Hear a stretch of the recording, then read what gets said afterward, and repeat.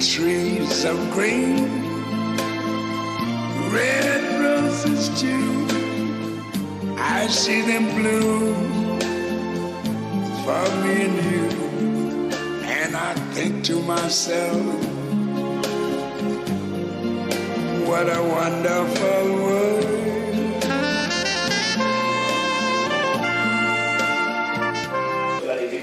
Conferencia Psiconeuroinmunología, el poder de las emociones en salud. Un aplauso.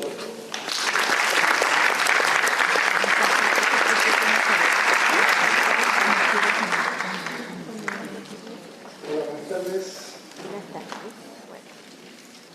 No es algo nuevo, aunque se ha hablado poco en los últimos siglos, digamos, pero ya en 1680, Papá y París Terence, revisó lo que había dicho Aristóteles, anunciando la psiconeuroinmunología o la PNI, como también la llaman. Y él decía, cuando las partes del cuerpo y sus humores no se encuentran en armonía, entonces la mente se desequilibra, produciendo melancolía. Pero asimismo, una mente tranquila y feliz hace que todo el cuerpo sea saludable. Y luego la ciencia moderna explica en detalle lo que este médico visionario dijo hace varios siglos. Y el tema es como una calle de doble tráfico, digamos. Lo que va del cuerpo hacia lo que llamamos mente y lo que viene de los pensamientos y emociones hacia el cuerpo. Han habido cientos de estudios, por razones de tiempo, obviamente solo podemos mencionar algunos. Y Booth y Ashbridge plantean una redefinición de conceptos, símbolos y lenguaje, lo que es inmunología y psicología, para que se permita que las relaciones entre los procesos inmunológicos y psicológicos sean expresados en términos de una perspectiva teleológica, o sea, se refiere al propósito, a la finalidad, que sea coherente. Lo que nos están planteando es cambiar la mentalidad. La forma en que básicamente vemos la realidad es lo que se suele llamar un constructo personal. Vamos a ver más adelante cómo la física incluso ha ido cambiando y nos ha llevado a otro concepto de lo que es nuestro entorno. Y por entorno me refiero tanto a lo que es interno como a lo que es externo, que en el fondo no deja de ser lo mismo, pero en Occidente tendemos a dividir las cosas, a separarlas. En la mañana se hablaba de la relación entre Occidente y Oriente. Allá tienden a ver más la totalidad, el todo con T mayúscula. Nosotros no. Y creo que ahí estamos un poquito atrasados, por así decirlo, ya que al ver tanto el detalle no tenemos una visión más global, más integral. Franz Alexander, ya en los 40, hablaba de la psicosomática, es uno de los pioneros en el tema, y decía que las patologías psicosomáticas son resultado de concomitantes fisiológicos de emociones conscientes o reprimidas. Luego, en los mismos años 40, a quien se considera el padre del estrés en cuanto a concepto, Hans Selye, decía que estaba interrumpiendo el balance fisiológico interno llamado homeostasis. Es interesante, cuando se habla de estrés se usa la palabra solamente general, pero en realidad se refiere a dos tipos. Uno es el estrés, que es como la energía vital, lo que los chinos llaman el chi y los japoneses el ki. De ahí viene el tai chi y el reiki. Eso sería el estrés positivo, igual como se habla de colesterol positivo y negativo. Pero luego está el que es negativo, el que sí nos hace daño, y ese es el distrés. Ahora, no es tan vital, tan importante si la persona recibe estímulos estresantes o no. Lo mismo ocurre con situaciones traumáticas. El tema es cómo yo proceso eso, el lidiar con aquel estrés, con aquel estímulo. Y eso es lo que hace que me haga daño o no. Entonces no porque uno esté expuesto a algo necesariamente le va a hacer daño. Depende si yo lo proceso para que me haga daño o no. Son procesos inconscientes, por supuesto, pero que dividen o separan lo que no hace daño de lo que no.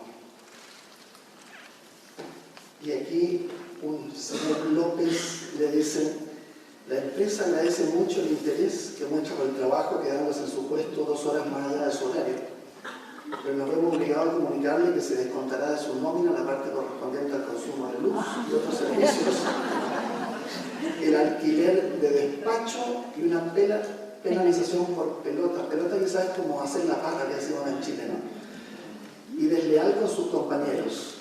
Todo ello sin perjuicio de las medidas que por su parte puedan tomar su estómago y su señora.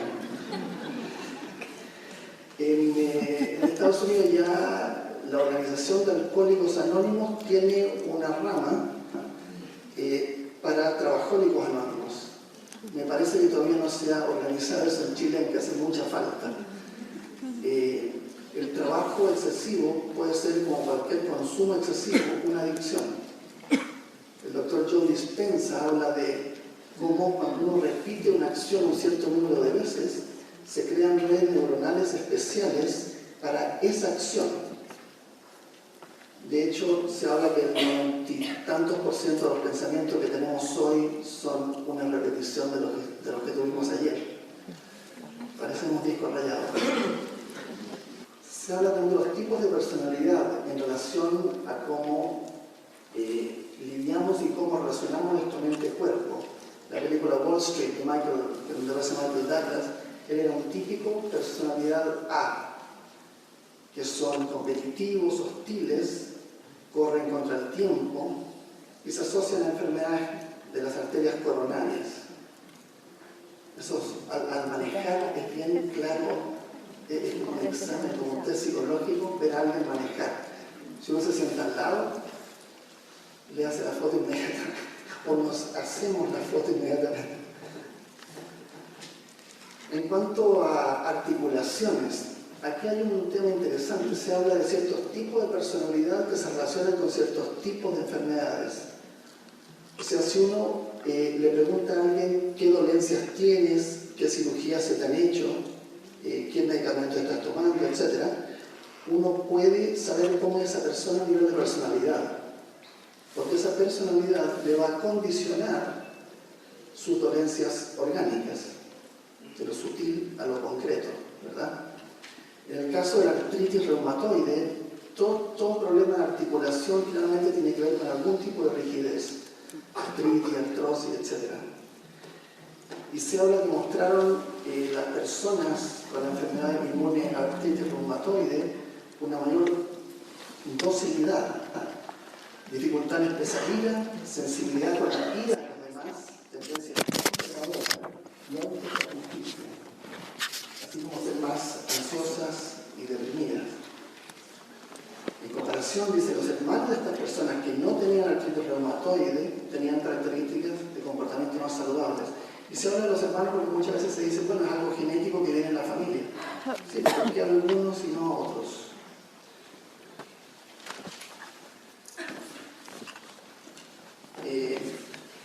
Norman Cousins ha sido todo un personaje en lo que es la medicina en Estados Unidos.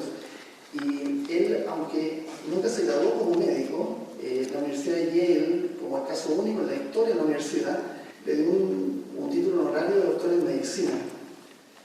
Y él se dedicó a entrenar a estudiantes de medicina y médicos que fueran más empáticos en la práctica de su profesión. Y en eso él fue enormemente elogiado, aunque según comentaban, no fue una tarea fácil, según los estudios, ¿no?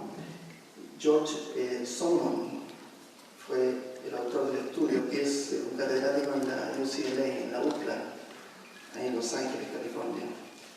Y él hizo estudios sobre el humor. Un estudio que recuerdo, que no está acá en la diapositiva, pero era que le daban a los pacientes en rehabilitación, les preguntaban cuáles eran sus cómicos favoritos. Y ellos decían, no sé, Woody Allen o Jerry Lewis o los que fueran, ¿no?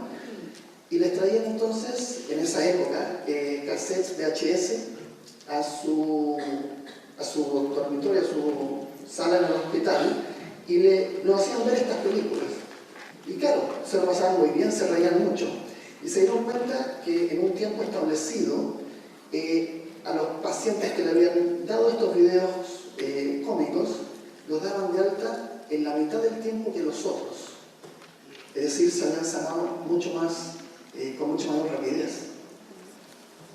Lo cual no solo era un bienestar para todos, sino que además un ahorro económico. Y del humor pasamos a la ira.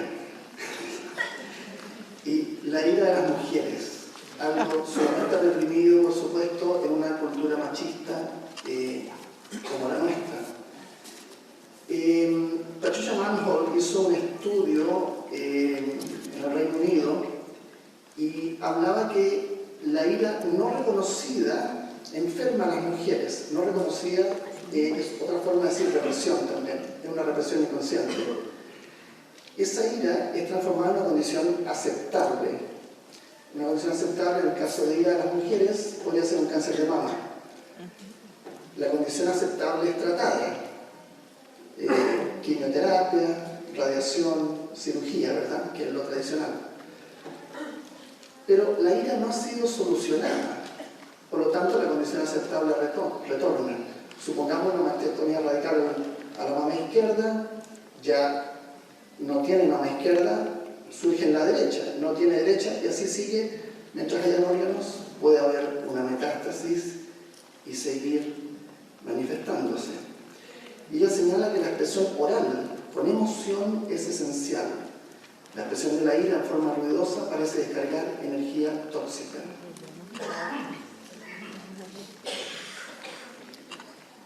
Las famosas células asesinas, las natural killer cells. En un estudio controlado, Kiko Glasser, que es una investigadora bastante conocida en los temas de oncología en relación con todo esto, encontraron que técnicas especiales de relajación usadas por más de 4 semanas aumentaron la actividad de las células asesinas naturales, las natural killers, y disminuyeron la concentración de anticuerpos circulantes al virus del herpes simple en residentes geriátricos que vivían en centros independientes. Entonces, sin intervenir el cuerpo directamente, al hacer una cierta relajación, cambia la parte psíquica, digamos, lo que afecta al sistema neurológico, lo que afecta al sistema inmunológico. Por eso el nombre psiconeuroinmunología.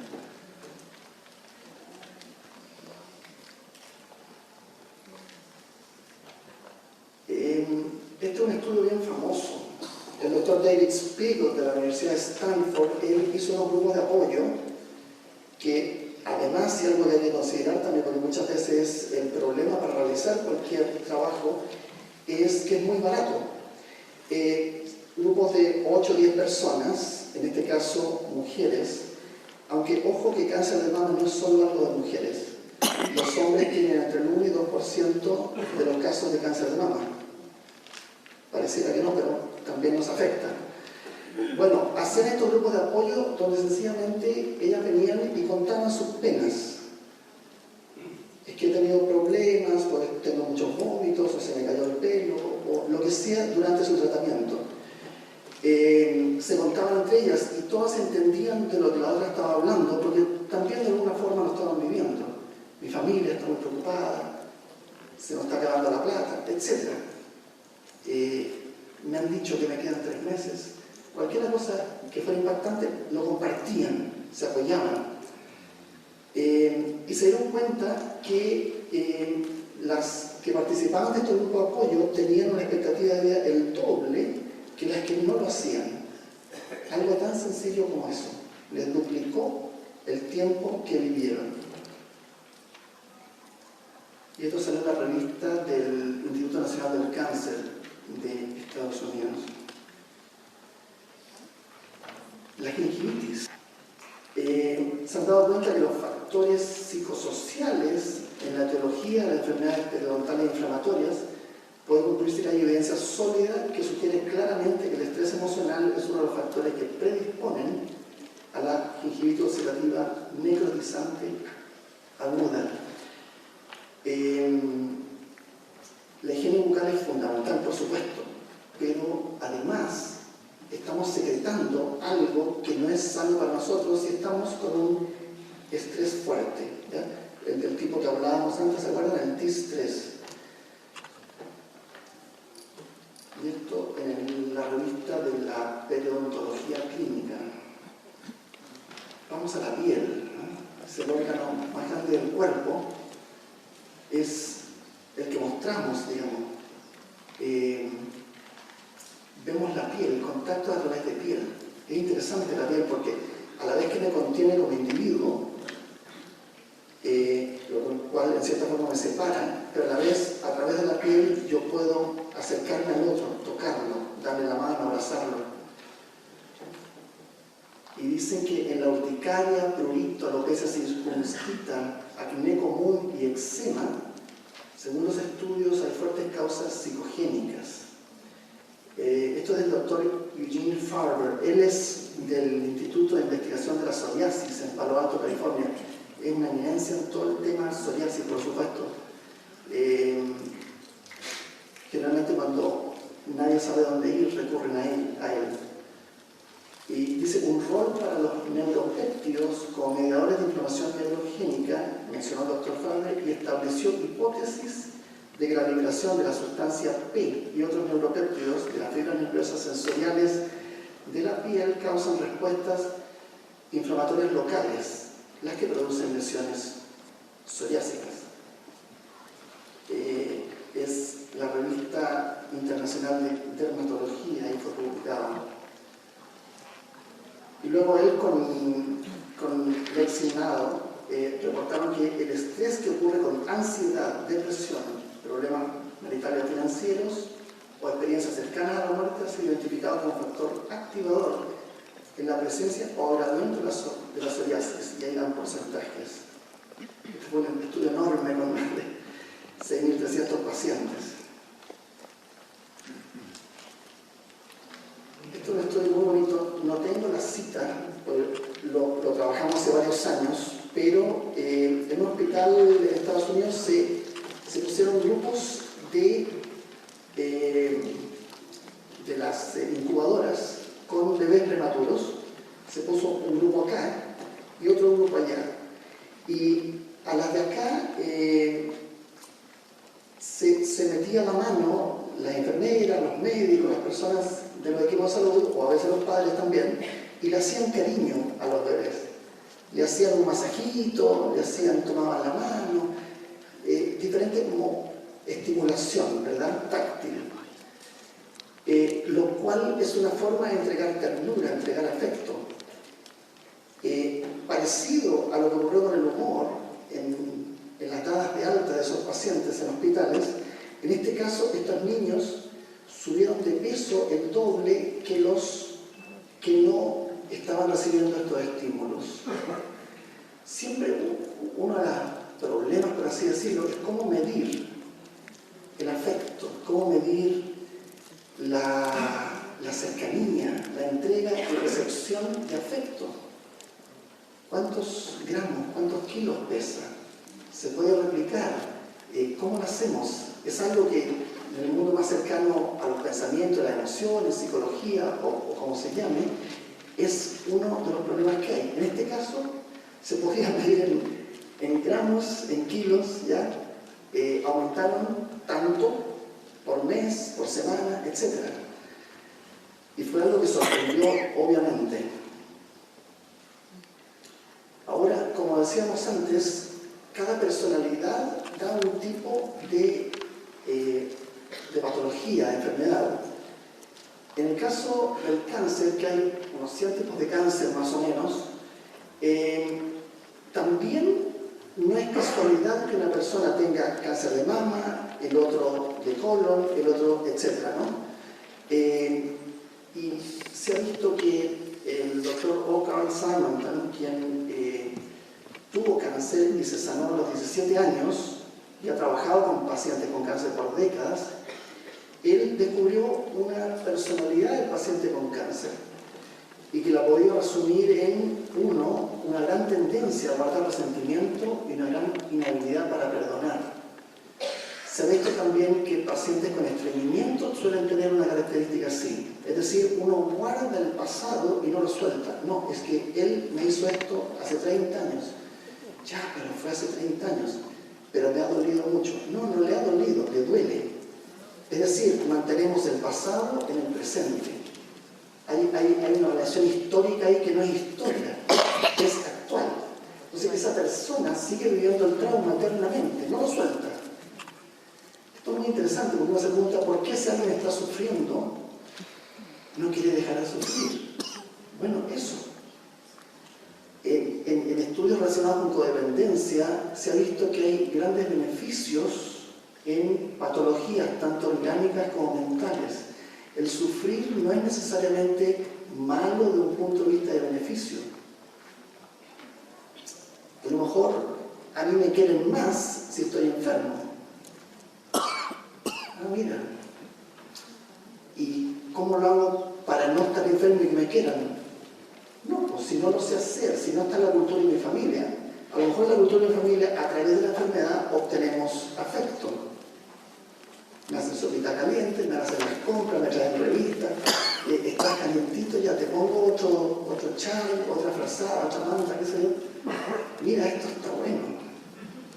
Ya, porque voy a sanar por un mes o dos y de ahí, cuando vuelva a sentir esa carencia afectiva, como decía la doctora, la tos, ¿verdad? A lo mejor me vuelve la tos, o me vuelve, no sé, el dolor de espalda, o voy al médico. De hecho, ir al médico, ¿por qué mucha gente va al médico? Quizás es la única persona que, hablando en chileno común, nos da pelota. En mi casa nadie me pesca, los parientes, voy al trabajo y casi ni me hablan. Pero cuando voy al médico me dice, ¿cómo se siente? Nadie me pregunta cómo me siento. Bueno, pero si no tengo plata, ¿qué hago? Bueno, sector público. Ya, y si tengo plata, quizá, pero un bono tampoco es tanto. Esto funciona, ¿ya? Entonces, enfermarse puede ser un gran beneficio, entre comillas, por supuesto. Pero hay gente que siempre está enferma. ¿Y cómo estás? Ay, amanecí con un dolor de cabeza. Lo cual voy a llamar la semana siguiente. Ay, ando, pero que, no te puedo. Uno dice, a ver, ¿pero qué pasa aquí, no? Bueno, se ha hablado mucho de la hipocondria, pero es que el tema es que la hipocondria, tal como decían las mamás, mi hijito, no ponga esa cara, que se va a quedar así, cuando los niños sean morisquetas con la cara. Bueno, de tanto ir el agua al cántaro finalmente se rompe, ¿verdad? Entonces, de tanto hablar de temas médicos que supuestamente tengo, voy al médico que se no tiene nada, bueno, al final termino enfermando. Y lo que algunos llaman profecía autocumplida. ¿Por qué? Porque el deseo de estar enfermo es tan grande. Entonces no hay tratamiento que funcione. Porque la persona no quiere un tratamiento, quiere seguir enferma. Pero cuando vienen, quiero que no van a decir, no, yo quiero sanarme. Pero a la segunda o tercera visita uno se da cuenta que no quieren sanarse. Quieren mantener ese pasado, ¿verdad? La número 2 dice que hay una tendencia a sentir lástima por sí mismo. De eso estamos hablando. Y es lo que en codependencia se llama la víctima. Entonces, la víctima saca mucho kilometraje, eso es como a la gente que vuela mucho le dan esas millas, o esos kilómetros así, que después tiene un vuelo gratis. Bueno, hay mucho millaje o kilometraje en sufrir. 3. Una baja habilidad de desarrollar y mantener relaciones significativas a largo plazo. Con gente así llega un punto en que el resto se cansa. ¿Ya? Se cansa porque hay gente que agota. Uno trata de ayudarlos, pero no hay forma. Porque no es lo que quieren, aunque sí es lo que dicen. Y luego, claro, una visión de sí mismo muy negativa. Porque por definición, si ven el diccionario, la víctima debe sufrir, debe estar mal, debe tener carencias aquí, allá y allá. Entonces, se inventan toda una personalidad. Ojo, que persona se refiere a máscara. Del griego persona se refiere a máscara. Entonces, la personalidad es lo falso, el ser es lo verdadero. Entonces, ese tipo de personalidad, el rol que esa persona está jugando, igual que un actor que juega un rol, ¿verdad? Pero cuando se acaba la película, cuando se va a su casa, él ya no sigue haciendo lo que estaba haciendo, pasa a ser él o ella.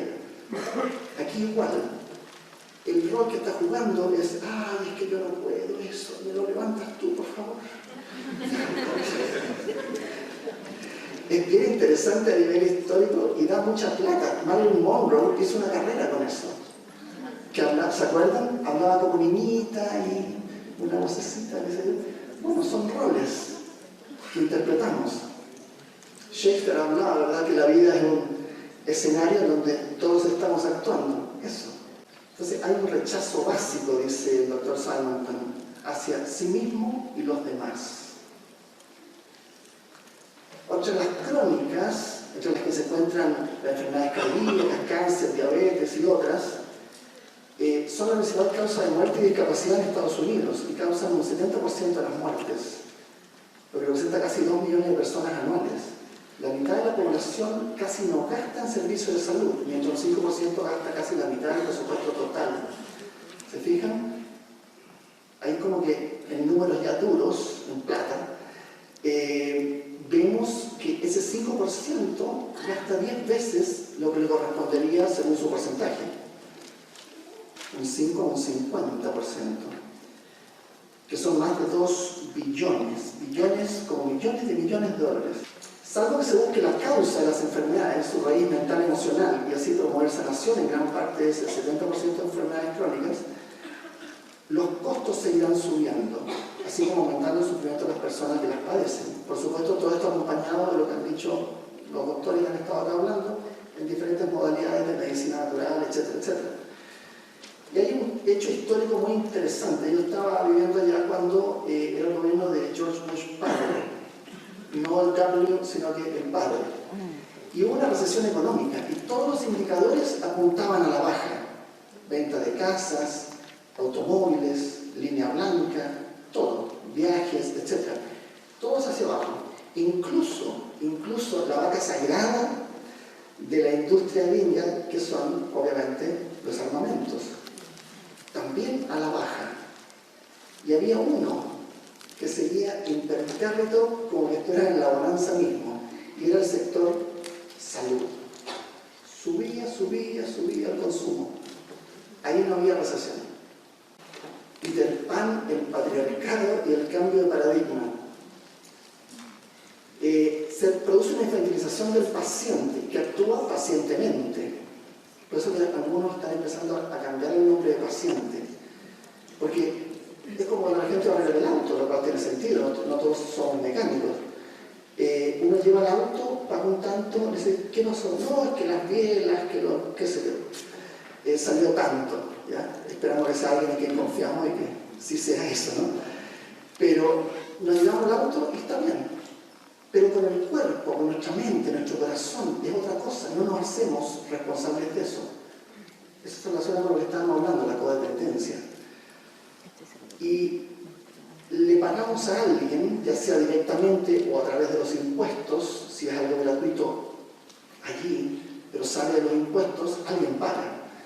Y somos parte de ese pago. Aunque seamos pobres, cada vez que compramos algo en IVA que sale para impuestos. Se encarga de nosotros. Eso es algo tremendamente infantil. Y se relaciona con la codependencia y la victimización. Y hay una jerarquización de la cultura que se refleja también en la relación médico o el terapeuta con el paciente. Hay una relación padre-hijo o madre-hijo. Entonces, claro, si no superamos ese Peter Pan, difícilmente vamos a dejar de ir a buscar a ese papá y a esa mamá. Y para eso necesito estar enfermo. Por ende, la enfermedad pasa a ser un bien, un bienestar. Miren lo ridículo que suena eso. Entonces, estamos evolucionando de métodos invasivos a tratamientos integrales. Pero, insisto, ahí es necesario que la persona sea activa en su proceso de sanación. Y de utilizar casi exclusivamente el hemisferio cerebral izquierdo, ¿verdad?, que controla el lado derecho del cuerpo, yendo de un pensar sistemático, con un cálculo lógico, estamos desplazándonos hacia un pensar más intuitivo, donde la percepción y la comunicación con la realidad se realizan de un modo más global, con empatía, inclusión y solidaridad. Las nuevas generaciones funcionan más así, tienen una mejor integración interhemisférica. En una casa que vivía, a veces habían fiestas en la casa al lado y llegaban 30, 50, 60 locos. Y a veces estaban, se ponían, no todos cabían dentro de la casa, entonces muchos se quedaban afuera, y se iban tomando cervezas. Y a veces las lolas sostenían Lolo y él estaba, ay, no, es que esta cuestión, ¿qué pasó allá? Y ella, a ver, ¿qué te pasa? Ya, yo era un ratito para salir. Una inversión de roles en cuanto a lo que ha sido lo tradicional. ¿Por qué? Porque ellos se dan más permiso, el hombre para sentir y ella para expresar esa fuerza, que tradicionalmente ha sido al revés, dentro de un modelo machista. Entonces estamos yendo a una ciencia cartesiana, esto viene del siglo XVII. Esto es lo que hoy llamamos ciencia todavía. Hacia una visión cuántica. Y la cuántica tampoco es algo nuevo de antes de ayer, tiene casi un siglo, 1915. Y lo que llamamos ciencia moderna, objetiva, cartesiana, se remonta a los años 1600, con René Descartes, contemporáneo de Newton. Por el peinado los caballeros pueden ver que es algo bien anticuado.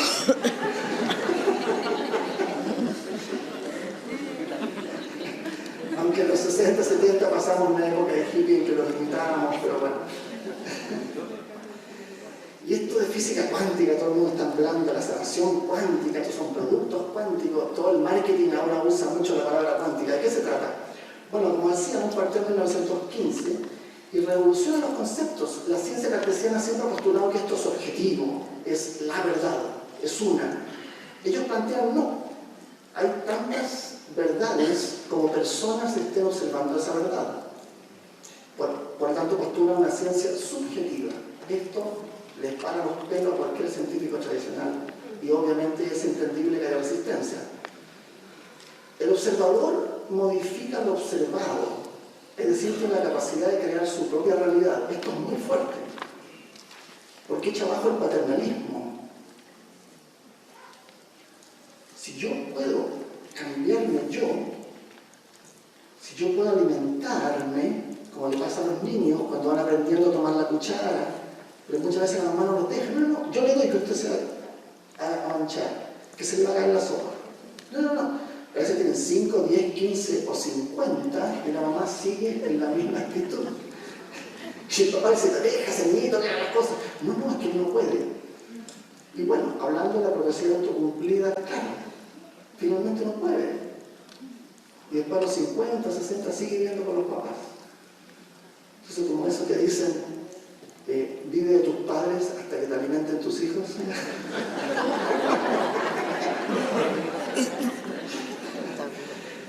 Y eso se inculca y es beneficioso para las dos partes, en una relación patológica, por supuesto. Podríamos hablar incluso de sadomasoquismo, controlador, controlado, etc. Pero hay un beneficio. Si no hay un beneficio, si no está esa galletita pavloviana, yo no vuelvo a hacer eso. No vuelvo a apretar la palanquita. Espero la galleta 2 o 3 veces y ya no, aquí no hay beneficio. Entonces, de lo que se habla es que no es un mero espectador. Tiene un poder interno que lo capacita para cambiar su cuerpo, su destino, su vida. Y básicamente eso es lo que podríamos definir como adulto. Entonces, cada vez que nos enfermemos, planteémonos cuál es el beneficio. Hay todo un proceso terapéutico que se trabaja con eso. ¿Cuál es el beneficio de lo que supuestamente malo me está ocurriendo? Doloroso. ¿Por qué en ciertas familias hay muchas quiebras económicas?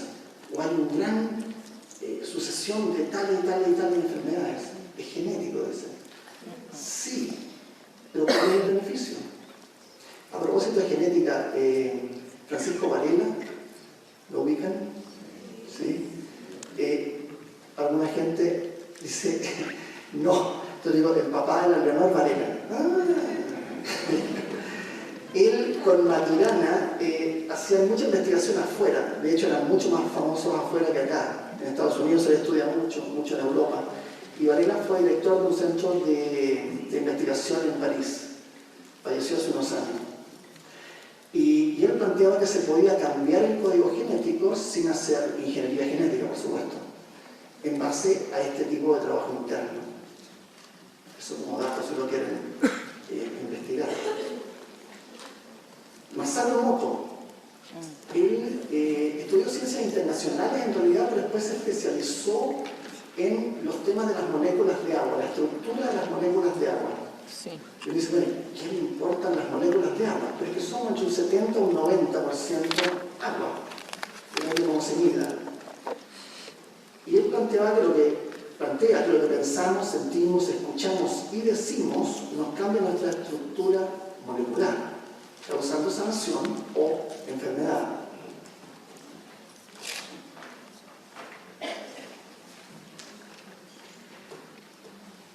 Y luego decía, tenemos memoria celular.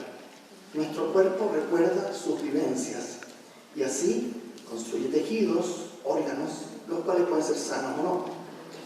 Y al respecto, Jacques Cousteau nos menciona: el agua de mar de mis células reacciona recordándome que soy mar.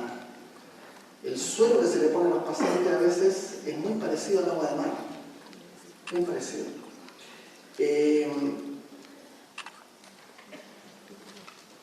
Ese es Masaru Emoto. Y ahí están los microscopios electrónicos. Ellos congelan, digamos, una molécula de agua después de un proceso que se le hace, y lo ven a través de un microscopio electrónico. A esta agua se le decían cosas positivas o cosas negativas. Es bien loco alguien hablándole a un vaso de agua, ¿ya? Pero sean buena gente y pónganse en esa situación. Es más de psicología esto, alguien hablándole a un vaso de agua, pero bueno. Lo que descubrieron era que se creaban, el doctor Paquimán me parece que hablaba de los fractales, ¿sí? Se crean cosas maravillosas con frases positivas y descubrieron que el muchas gracias y el te quiero eran las dos frases más potentes en cuanto a crear armonía y hermosura en moléculas de agua. Y lo otro eran cosas muy agresivas, te voy a matar, te odio, etcétera, etcétera, que hacían lo más horrible. Este es el nacimiento de un río, en donde el agua todavía es pura porque no ha sido contaminada con desechos industriales y de otro tipo. Eso que están viendo es una foto de un microscopio electrónico de una molécula de agua congelada. Este es el río, pero más abajo, con agua contaminada. Sin comentarios. El agua expuesta al sonido de muchas gracias. Fíjense que un estudio en Londres hace poco, para el año 2, que se completó en cárceles en Londres. Yo he trabajado acá con gendarmería en cárceles también. Y se vio que los reos que tenían personalidades psicopáticas, había algo a nivel de lenguaje que ellos realmente no podían decir, no estaba en su vocabulario. Y era el muchas gracias. A los psicópatas les cuesta dar las gracias. Y digo cuesta por ser generoso, porque a lo mejor no lo dicen pero jamás. Entonces, a nivel de enfermedad orgánica, están creando más cerca de ese río de agua contaminada que del agua pura que veíamos, o esta misma donde está el muchas gracias. ¿De qué estamos hablando? De ir del arquitecto al constructor civil. Es decir, el arquitecto no tiene más que una idea, es un pensamiento que con lápiz y papel, o ahora con computación, hay programas para eso, esa idea la plasma en papel, en una pantalla. Pero es eso nomás. Luego, el constructor viene y pone lo orgánico, el material, la madera, el cemento, los ladrillos, lo que sea. El cuerpo hace lo mismo, en lo que llamamos proceso de somatización. Es decir, transformamos pensamientos y emociones en elementos orgánicos. Ahí está el tío Alberto. Y él hablaba de la locura. Decía, locura es hacer lo mismo una y otra vez, de la misma manera, y esperar un resultado diferente. Esto suena totalmente deschavetado, decimos acá en Chile, pero si lo piensan un poquito, es cómo funcionamos a nivel de relaciones, a nivel económico, a nivel profesional, a nivel de incluso las calles que tomamos para ir de un lugar a otro, etcétera, etcétera, etcétera. Y se relaciona con lo que hablamos el doctor Joe Dispenza de las redes neuronales. Como ya tengo redes neuronales para eso, para mí repetir lo que hice, dije, pensé, sentí ayer, o por 30 años, o los que sean, me resulta mucho más fácil, es natural. Por eso es tan difícil dejar adicciones. En este caso Dispenza las llama adicciones de comportamiento. Porque a nivel neurológico, fisiológico, yo tengo todo mapeado, o sea, es algo orgánico, para que se produzcan todas esas conexiones y llegué ahí. En cambio, si voy a utilizar un camino nuevo, si voy a salirme de lo habitual, tengo que empezar como pionero a entrar en camino inexplorado. No, mejor, luego así. Pero es que, mira cómo te fue. Bueno, pero es que, luego así. Y volvemos a hacer lo mismo. ¿Por qué puse esa foto de Einstein? Habían muchas que podría haber escogido. ¿Notan que él tiene un violín en la mano? Pero era un científico destacado, o sea, nadie negaba su enorme capacidad en el hemisferio izquierdo. Pero hasta se le dio un Nobel por eso, ¿verdad? Pero miren, toca el violín, es decir, hemisferio derecho. La parte sensible, la parte intuitiva, lo artístico.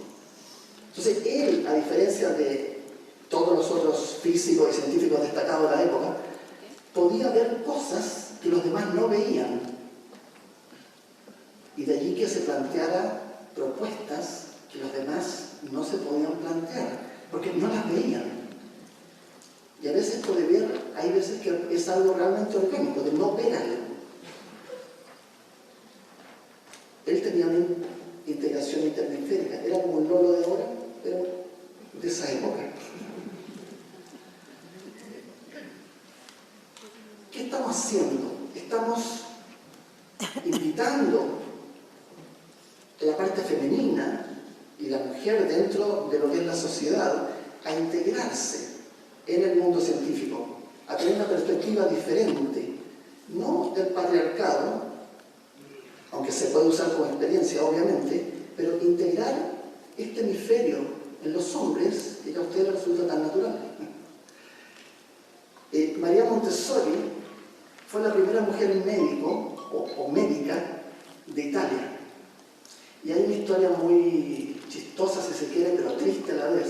Y era que para estudiar medicina la miraban muy mal, por supuesto, todos los demás compañeros, que eran todos hombres, y de hecho le costó mucho que la aceptaran.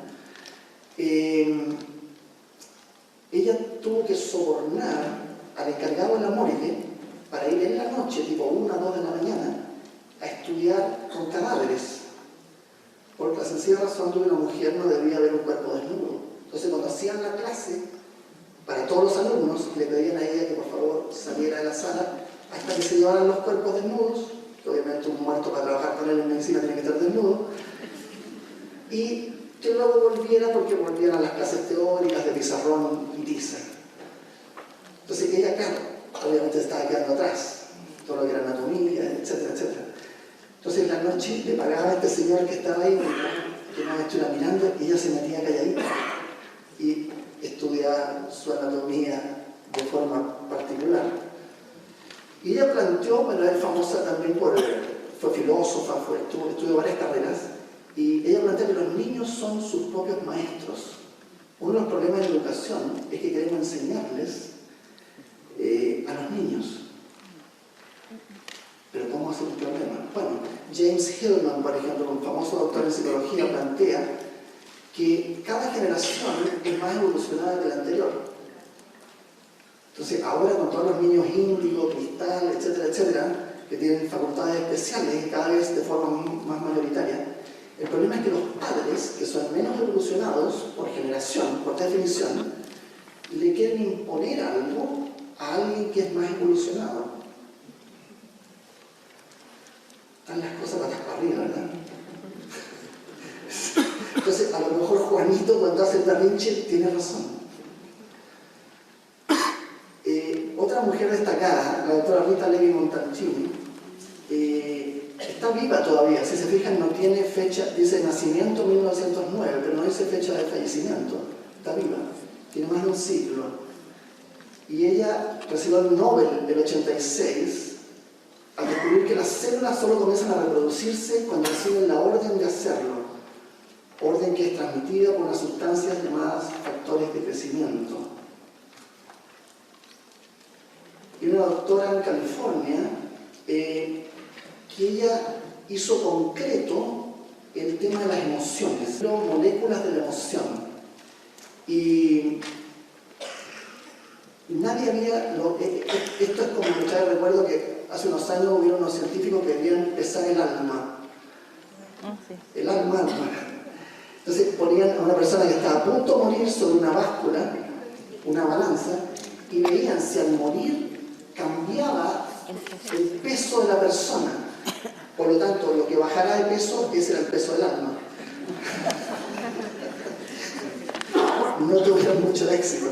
Bueno, ella llegó a concretar el tema de las moléculas de la emoción, cómo las emociones son cuerpo. Ella vino a mi casa, yo vivía con unos compañeros y había un doctor en biología molecular, me parece, y lo fue a ver a él y me dejó un libro autografiado todo, y desgraciadamente yo estaba en la otra costa, en Nueva York, cuando fue ella justamente de la costa este a California, así que nos cruzamos. Pero tal como digo, si no le dan el Nobel, el mundo es más injusto de lo que parece. Tomé un curso con Bernie Siegel, él es oncólogo de la Universidad de Yale y profesor de allí, está jubilado ahora, y es el autor del libro Amor, Medicina y Milagros. Supongo que está en castellano porque vendió millones de copias. Y él habla de los ECAPs, que son los Exceptional Cancer Patients, los pacientes de cáncer excepcionales. Él empezó a ver que las personas que tomaban el cáncer como algo real tenían mayores posibilidades de sanación.